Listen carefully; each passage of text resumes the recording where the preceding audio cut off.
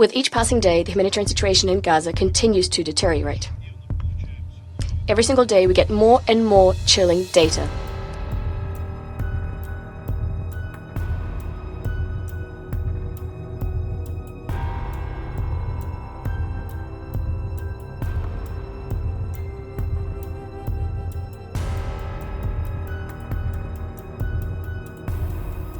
Now is not the time for humanitarian PR.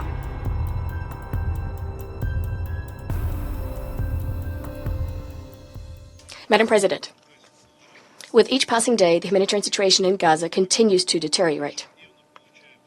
Every single day, we get more and more chilling data delivered to us. We'd like to repeat our position. In order to prevent a humanitarian apocalypse and mass hunger in Gaza, what we urgently need is a genuine ceasefire, and for Israel to respect international humanitarian law. That is the only way to avoid further victims in this tragedy. Israel isn't fulfilling those either. We believe that the Council needs to agree on measures which should be adopted vis-à-vis West Jerusalem in response to Israel's flagrant disregard of Security Council decisions and the UN Charter. For example, these measures could include an arms embargo or other types of sanctions.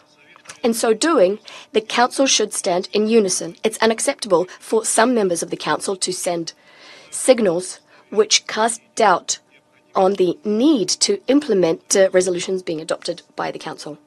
Madam President, palliative measures won't improve the situation in the Gaza Strip. These palliative measures include humanitarian aid drops and the building of a temporary maritime pier. Aid agencies themselves have concluded that these measures are purely symbolic in nature. They don't help the regular provision of assistance at scale. What's more is, dozens of Palestinians perished and drowned when these measures were implemented.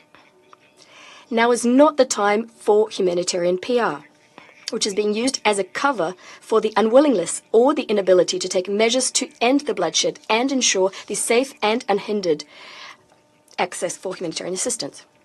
Madam President, in essence, what we are seeing in Gaza right now is a blockade, the goal being provoking hunger among the civilian population. It's a clear example of hunger being used as a warfare tactic.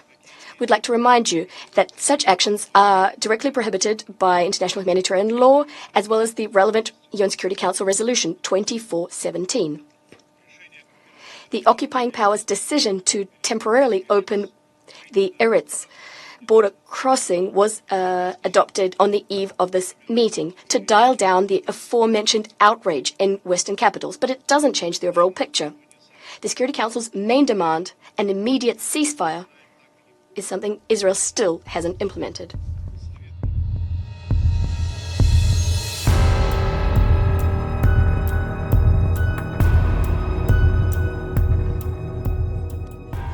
Lastly, we remain strongly supportive of the ongoing diplomatic efforts led by the United States, Egypt, and Qatar to this end.